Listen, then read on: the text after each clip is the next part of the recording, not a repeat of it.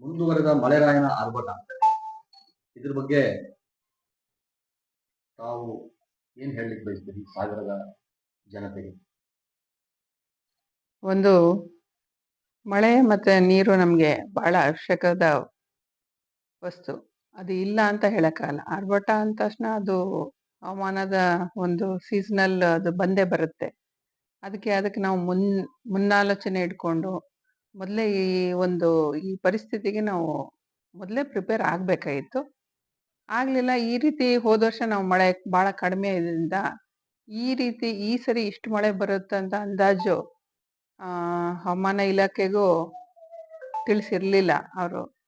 ಅದರಿಂದಾಗಿ ನಾವು ಈಗ ಮಳೆ ಶುರು ಆಗಿದೆ. ಇಷ್ಟೊಂದು ಹೆವಿ ರೇನ್ಸ್ ಆಗಿರೋದ್ರಿಂದ ನಾವು ಯಾವ್ಯಾವ ಸ್ಥಿತಿಗತಿಗಳಲ್ಲಿ ಯಾವ್ಯಾವ ಡೈರೆಕ್ಷನ್ ಅಲ್ಲಿ ನಾವು ನೋಡ್ಬೇಕು. ಒಂದು ಮನುಷ್ಯನ ಆರೋಗ್ಯದ ಬಗ್ಗೆ. ಈಗಾಗಲೇ ಇಷ್ಟು ಮಳೆ ಇದ್ದಾಗ ಡೆಂಗ್ಯೂ ಜ್ವರ ಬರೋದು ಎಲ್ಲ, ಯಾಕಂದ್ರೆ ನೀರ್ ನಿಲ್ಲೋ ಅಂತ ಸಹಜ ಪ್ರತಿಕ್ರಿಯೆ ಎಲ್ಲ ಕಡೆ ನಡೀತದೆ. ಯಾಕಂದ್ರೆ ಹೊಸ ನೀರು ನಿಂತಾಗ ಈ ಈ ಸೊಳ್ಳೆಗಳು ಹುಟ್ಟೋದು ಜಾಸ್ತಿ.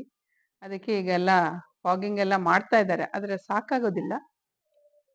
ಯಾಕಂದ್ರೆ ಮನುಷ್ಯನ ಆರೋಗ್ಯನ ಫಸ್ಟ್ ನಾವು ಕಾಪಾಡ್ಕೊಂಡ್ಬಿಟ್ರೆ ಮುಂದಿನ ಕೆಲಸಗಳು ಸುಲಭವಾಗಿ ಆಗ್ತದೆ ಅಂತ ನನಗನ್ಸ್ತದೆ.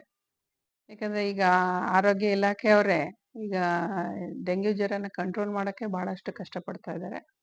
ಬಟ್ ಅದು ಒಂದೇ ಸಮನೆ ಬಂದಿರೋದ್ರಿಂದ ನಾವು ಆ ವಿಚಾರದಲ್ಲಿ ಮೊದಲು ಮನುಷ್ಯನ ಆರೋಗ್ಯವನ್ನ ಒಂದು ಗಣನೀಯ ತಗೊಂಡ್ರೆ ಮತ್ತೆ ಅವರ ಒಂದು ಆಸ್ತಿಪಾಸ್ತಿ ಆಗುವಂತ ನಾಶಗಳ ಬಗ್ಗೆ ಈಗ ತಕ್ಷಣ ಆದವರಿಗೆ ಪರಿಹಾರಗಳನ್ನ ನಗರಸಭೆಯಿಂದ ಆಗ್ಲಿ ಇಲಾಖೆಯಿಂದ ಕೊಡ್ತಾ ಇದ್ದಾರೆ. ಅದು ಒಂದು ಒಳ್ಳೆ ಕೆಲಸ ನಡೀತಾ ಇದೆ. ಮತ್ತೆ ಇನ್ನಷ್ಟು ಪ್ರತಿಯೊಂದು ವಾರ್ಡ್ಗಳಲ್ಲಿ ಎಲ್ಲ ಒಂದು ಅಧಿಕಾರಿಗಳು ದಿನನಿತ್ಯ ದಿನಲ್ಲಿ ಹಲವು ಗಂಟೆಗಳ ಕಾಲ ಇದನ್ನ ನಿರಂತರವಾಗಿ ಸಂಚರಿಸ್ತಾ ಇರ್ಬೇಕಾಗತ್ತೆ. ಯಾಕಂದ್ರೆ ಶೀತಲವಾದ ಮನೆಗಳು ಕಟ್ಟಡಗಳು ಬಹಳ ಸಹಜ. ಎಷ್ಟೋ ವರ್ಷಗಳಿಂದ ಹಿಂದಿಂದ ಕಟ್ಟಂತ ಮನೆಗಳು ಇದಾವೆ. ಅದು ಸಾಗರ ಪಟ್ಟಣದಲ್ಲಾಗ್ಲಿ ಹಳ್ಳಿ ಕಡೆ ಇದ್ದೇ ಇರುತ್ತೆ. ಬಟ್ ಪಟ್ಟಣದಲ್ಲೂ ಅಷ್ಟೇ ಹಳೆ ಬಿಲ್ಡಿಂಗ್ಗಳು ಬಹಳಷ್ಟಿದಾವೆ. ಅವನ್ನೆಲ್ಲ ನಾವು ಈಗ ಎಷ್ಟೇ ಮಾಡಿದ್ರು ನಾವಾಗಿನೇ ಸ್ವಂತವಾಗಿ ನಾವು ನಮ್ಮ ಸಂಸ್ಥೆಯ ಕಟ್ಟಡಗಳನ್ನ ಬೇಸಿಗೆಗಾಲದಲ್ಲಿ ವಾಟರ್ ಪ್ರೂಫಿಂಗ್ ಮಾಡಿದ್ರು ಇಷ್ಟು ಮಳೆ ತಡಿಯಲ್ಲ. ನಮ್ಮ ಮಲೆನಾಡಲ್ಲಿ ಬರುವಂತ ಮಳೆಗೆ ನಮ್ಮ ಕಟ್ಟಡಗಳು ತಡಿಯಕ್ ಸಾಧ್ಯ ಇಲ್ಲ.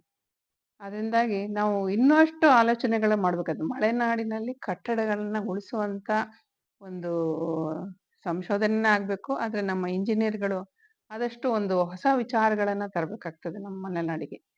ಯಾವ ರೀತಿ ಕಟ್ಟಡ ಕಟ್ಟಿದ್ರೆ ನಮ್ಮ ಈ ವೆದರಿಗೆ ತಡಿಲಿಕ್ಕೆ ಸಾಧ್ಯ ಅನ್ನೋದನ್ನ ನಾವು ಮೊದ್ಲಿಂದನೂ ಈಗ ಎಲ್ಲಾ ಕಡೆ ಎಲ್ಲಾ ಮನೆಗಳಿಗೆ ಶೀಟ್ ಹಾಕ್ತಾ ಇದ್ದಾರೆ. ಆ ಶೀಟ್ ಒಂದೇನೇ ಉಪಾಯನ ಅಥವಾ ಬೇರೆ ಏನಾದ್ರು ಉಪಾಯಗಳು ಬೇಕಾಗುತ್ತದ? ಅದ್ರ ಬಗ್ಗೆ ಯೋಚನೆ ಮಾಡ್ಬೇಕು. ಯಾಕಂದ್ರೆ ಒಂದು ಸರಿ ಕಟ್ಟಡದಲ್ಲಿ ಲೀಕೇಜ್ ಆಯ್ತು ಅಂದ್ರೆ ಕರೆಂಟ್ ಅಲ್ಲಿ ವ್ಯತ್ಯಾಸ ಬರೋದು, ಕರೆಂಟ್ ಶಾಕ್ ಹೊಡಿಯೋದು, ಇವೆಲ್ಲ ಮತ್ತೆ ನೆಕ್ಸ್ಟ್ ಪ್ರೋಸೆಸ್ ಆರೋಗ್ಯಕ್ಕೆ ಬಂದು ಕಟ್ಟಡಕ್ಕೆ ಬರೋಷ್ಟ್ರೊಳಗೆ ಮತ್ತೆ ಜೀವಹಾನಿ ಕಡೆ ಹೋಗ್ತಾನೆ ಹೋಗ್ತದೆ. ಯಾಕಂದ್ರೆ ಆರೋಗ್ಯ ಕಡೆ ಗಮನ ಕೊಡೋಕೆ ಶುರು ಆದ್ರೆ ಈ ಕಟ್ಟಡ ಬೀಳ್ತದೆ. ಕಟ್ಟಡ ಕಡೆ ನೋಡಕ್ ಹೋದಾಗ ಆರೋಗ್ಯದ ಕಡೆ ಗಮನ ಹರಿಸಕ್ಕಾಗಲ್ಲ. ಅದಕ್ಕಾಗಿ ಸ್ಪೆಸಿಫಿಕ್ ಆಗಿ ಯಾರ್ಯಾರು ಇರ್ತಾರೋ ಆ ವಿಭಾಗದವರು ಆ ಕರ್ತವ್ಯವನ್ನ ಅವರಿಗೆ ಡಿವೈಡ್ ಮಾಡಿಕೊಂಡು ಅವರ ಒಂದು ಕರ್ತವ್ಯಕ್ಕೆ ಒಂದು ಇನ್ನೂ ಚುರುಕು ಕೊಡಬೇಕು.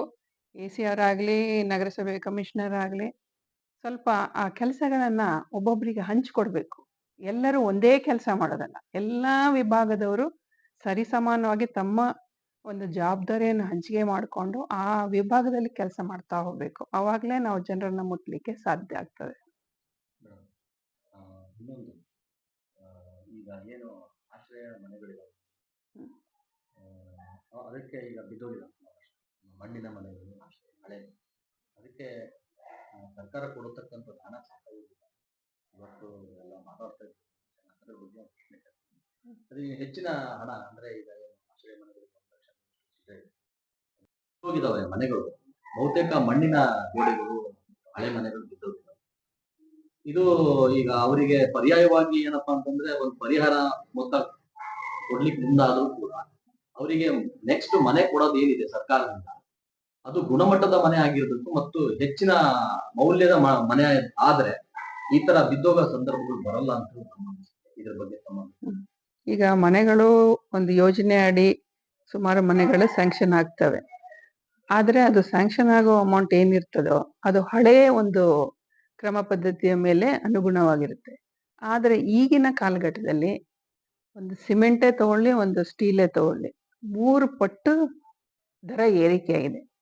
ಅದರ ಅನುಗುಣವಾಗಿ ಜನರಿಗೆ ಅದು ಹಣವನ್ನ ಕೊಡ್ಬೇಕಾಗ್ತದೆ.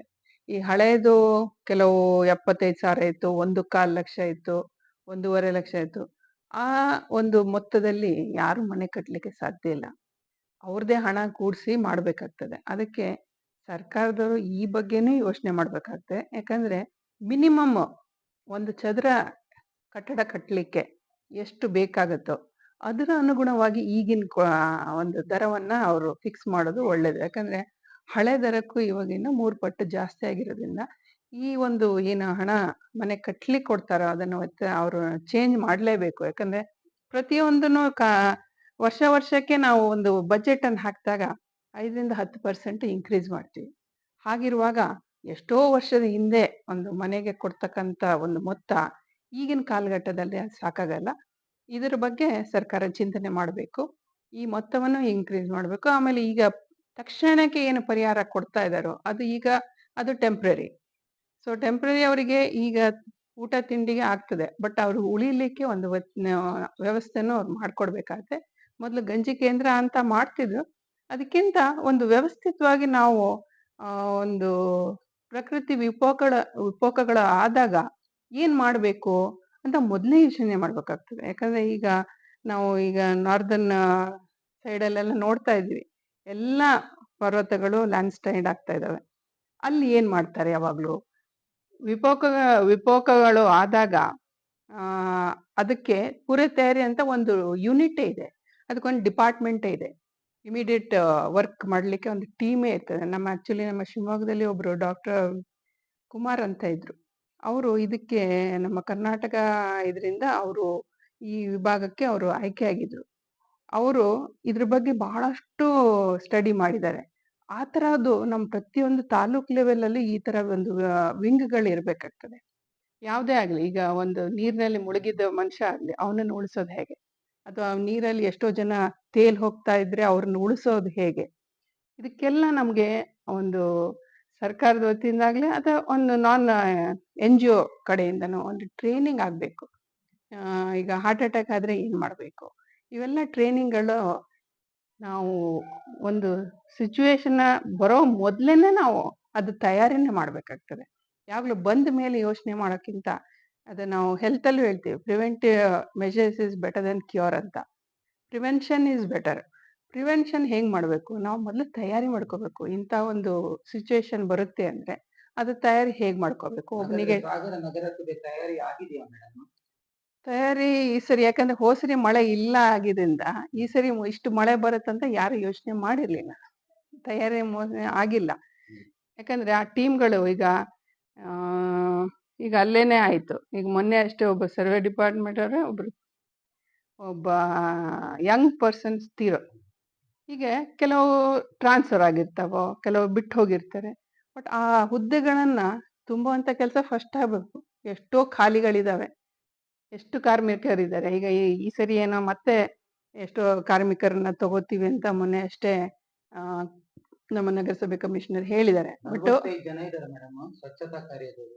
ತಗೊಂಡಿನಿ, ಅದನ್ನೇ ತಗೋತೀವಿ ಅಂತ ಹೇಳಿದೆ. ಇದು ತಗೊಳೋದು ಈ ಮಳೆ ಈ ತರ ಒಂದೇ ನಾವು ವೆದರ್ ಡಿಪಾರ್ಟ್ಮೆಂಟ್ ಜೊತೆಗೆ ಹವಾಮಾನ ಡಿಪಾರ್ಟ್ಮೆಂಟ್ ಅವರಿಗೆ ಕಾಂಟ್ಯಾಕ್ಟ್ ಇಟ್ಕೊಂಡು ಹಿಂಗ ಆಗೋ ಸಾಧ್ಯತೆ ಎಷ್ಟಿದೆ, ಎಷ್ಟು ಪರ್ಸೆಂಟ್ ಇಂಥ ಚಾನ್ಸಸ್ ಇದೆ ಅಂತ ಮೊದಲು ಸ್ಟಡಿ ಮಾಡ್ಬೇಕಾಗ್ತದೆ.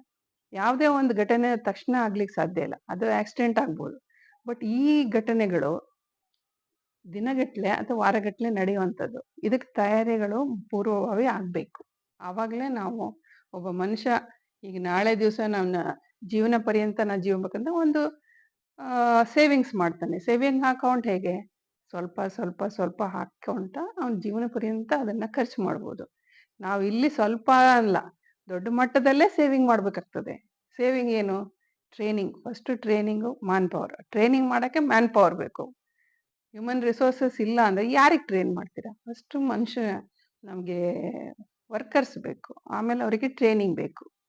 ಇದಕ್ಕೆ ಇದು ನಾಳೆಗೋ ನಾಡ್ದಿಗಲ್ಲ, ಅದು ನಿರಂತರವಾಗಿ ನಡೀತಾ ಇರಬೇಕು ಟ್ರೈನಿಂಗ್ ಪ್ರೋಸೆಸ್. ಆವಾಗಲೇ ಮನುಷ್ಯ ಒಂದು ಆ ಸ್ಥಿತಿಗೆ ಒಕ್ಕೊಂತಾನೆ. ಇಂಥ ಸಿಚುವೇಶನ್ ಬಂತಂದ್ರೆ ತಕ್ಷಣ ಹೋಗಿ ಅದನ್ನ ಮಾಡುವಂತ ಮನಸ್ಥಿತಿ ಅವನಿಗಿರುತ್ತೆ, ಯಾಕಂದ್ರೆ ಅವ್ನು ತಯಾರಿ ಆಗಿರ್ತಾನೆ ಅದಕ್ಕೆ. ಮೇಡಮ್ ಹ್ಮ್. ಈಗ ಕೊನೆಯದಾಗಿ ಒಂದು ಅಂದ್ರೆ ಈಗ ಭಾರತೀಯ ಜನತಾ ಪಕ್ಷ ಈಗ ನೀವು ಪಕ್ಷದಲ್ಲಿ ಈಗ ಮತ್ತು ನಿಮ್ಮ ಪಕ್ಷದ ವರಿಷ್ಠರು ಮತ್ತೆ ಎಲ್ಲ ಮುಖಂಡರುಗಳು ಭೇಟಿ ನೀಡಲಿಕ್ಕೆ ಅಂದ್ರೆ ಈಗ ಭೇಟಿ ನೀಡ್ತಾ ಇದ್ದೀರಾ ಹೇಗೆ ಏನು? ಇದ್ರ ಬಗ್ಗೆ ಆಗ್ಲೇ ಒಂದ್ 2-3 ಮೀಟಿಂಗ್ ಆಗಿದಾವೆ. ಈಗಾಗಲೇ ಅವ್ರ ಆಸ್ಪತ್ರೆಗೆ ನಮ್ಮ ಮಾಜಿ ಶಾಸಕರು ಅಲ್ಲಪ್ಪ ಅವರು ಆಗ್ಲೇ ಭೇಟಿ ಕೊಟ್ಟು AC ಅವರಿಗೆ ಒಂದು ಮನವಿಯನ್ನು ಹೇಳಿ ಬಂದಿದ್ದಾರೆ. ಈಗ ಒಂದು ಇಶ್ಯೂನ ಆಗ್ಲೇ ಡೆಂಗ್ಯೂ ಇಶ್ಯೂನ ಆಗ್ಲೇ ನಾವು ಪ್ರಸ್ತಾವ ಮಾಡಿದ್ದೀವಿ. ಈಗ ನೆಕ್ಸ್ಟ್ ಈ ನೆರೆಹೊರೆ ಅವ್ರದ್ದು ಈಗಾಗಲೇ ಆ ಕಡೆ ಮೀಟಿಂಗ್ ಹೋಗೋದ್ರಿಂದ ಅವರು ಆಕ್ಚುಲಿ ಅವ್ರು ತಗೋಬೇಕಿತ್ತು. ಮಂಡಲದ ಅಧ್ಯಕ್ಷರು ಇದನ್ನ ನಡೆಸ್ತಾ ಇದ್ದಾರೆ. ನಮ್ಗಾಗ್ಲೇ ಝೂಮ್ ಮೀಟಿಂಗ್ಗಳು ನಡೀತಾ ಇದ್ದಾವೆ. ಈಗ ಅದರ ಬಗ್ಗೆನೂ ಒಂದು ಚರ್ಚೆ ಮಾಡಿ ಒಂದು ಸಭೆ ಮಾಡಿ ಎಲ್ಲೆಲ್ಲಿ ಯಾರ್ಯಾರಿಗೆ ಜವಾಬ್ದಾರಿ ಕೊಡಬೇಕು, ಏನೇನು ಹಾನಿ ಆಗಿದೆ ಒಂದು ರಿಪೋರ್ಟ್ ಅನ್ನ ತರಿಸುವಂತ ವ್ಯವಸ್ಥೆ ನಡೀತಾ ಇದೆ. ಅದ್ ನಡೆಯುತ್ತೆ ಸದ್ಯದಲ್ಲಿ, ಅದೆಲ್ಲ ರಿಪೋರ್ಟ್ಸ್ ಅನ್ನ ಕಲೆಕ್ಟ್ ಮಾಡ್ತಾರೆ. ಸಂಸದರು ಇದ್ರ ಬಗ್ಗೆ ಕಾಳಜಿ ಆಗ್ಲೇ ಸೊರಬದ ಆಗ್ಲೇ ಅವ್ರ ಸರ್ವೆ ಮಾಡಾಗಿದೆ. ಆಗ್ಲೇ ಮಾಜಿ ಶಾಸಕರಾದ ಕುಮಾರ ಬಂಗಾರಪ್ಪ ಅವರ ಜೊತೆಗೆ ಆಗ್ಲೇ ಸೊರಬದೆಲ್ಲ ವೀಕ್ಷಣೆ ಆಗಿದೆ. ಸಾಗರಕ್ಕೂ ಬರುವಂತ ಸಾಧ್ಯತೆ ಇನ್ನೊಂದ್ ಸ್ವಲ್ಪ ದಿನ ಎಲ್ಲ ಆಗ್ತದೆ. ಬರ್ತಾರೆ, ಅವ್ರ ಟೂರ್ ಪ್ರೋಗ್ರಾಮ್ ಫಿಕ್ಸ್ ಆಗ್ತಿದ್ದಂಗೆ ಅದಕ್ಕಿಂತ ಮೊದಲು ನಾವು ಇಲ್ಲಿ ಸ್ಥಳೀಯವಾಗಿ ನಗರ ಮಂಡಲ ಮತ್ತು ಗ್ರಾಮಾಂತರ ಮಂಡಲದವರು ಒಂದು ಮೀಟಿಂಗ್ ಅನ್ನು ಮಾಡಿದಾಗ ಅವ್ರು ಯಾವಾಗ ಬರ್ತಾರೆ ಏನು ಅಂತ ತಿಳ್ಕೊಂಡು ಅವ್ರ ಜೊತೆಗೆ ಹೋಗುವಂತ ವ್ಯವಸ್ಥೆಗಳು ಮಾಡ್ಕೊತಾ ಇದ್ದೀವಿ. ಅವ್ರು ಬಂದ ತಕ್ಷಣ ನಾವು ಆ ರಿಪೋರ್ಟ್ ನಿಮ್ಗೆ ಇನ್ಫಾರ್ಮ್ ಮಾಡ್ತೀವಿ ಯಾವಾಗ ಬರ್ತಾರೆ ಸಂಸದರು ಅಂತ. ಅವಾಗ ನೀವು ತಾವೆಲ್ಲ ವೈಯಕ್ತಿಕವಾಗಿ ಭೇಟಿ ಕೊಟ್ಟಿದ್ದೀರಾ ಮೇಡಮ್ ಎಲ್ಲ? ನಾನು ಹಾಗೆ ಪರಿಚಯ ಇದ್ದವ್ರದ್ದು ಹೋಗಿದ್ದೀನಿ. ಹಾಗೆ ಒಂದೇ ಸರಿ ನಾನು ಒಬ್ಳೆ ಹೋದ್ರೆ ವೈಯಕ್ತಿಕ ಆಗುತ್ತೆ. ಅದು ಒಂದು ಪಕ್ಷದಲ್ಲಿರ್ಬೇಕಾದ್ರೆ ಎಲ್ಲರೂ ಜೊತೆಗೆ ಸೇರಿ ಹೋಗ್ಬೇಕು. ನಾನು ಒಬ್ಳೆ ಹೋದ್ರೆ ನನ್ನ ಒಬ್ಬಳದು ಪ್ರಚಾರ ಅಲ್ಲ ಇದು. ಇದು ಜನರ ಸಮಸ್ಯೆ ಇರೋದ್ರಿಂದ ಆ ಭಾಗದ ನಾಯಕರು ಜೊತೆಗೆ ಬಂದ್ರೆ ಒಳ್ಳೇದು. ಯಾಕಂದ್ರೆ ಅವರು ಅರಿತುಕೊಳ್ಬೇಕಲ್ಲ.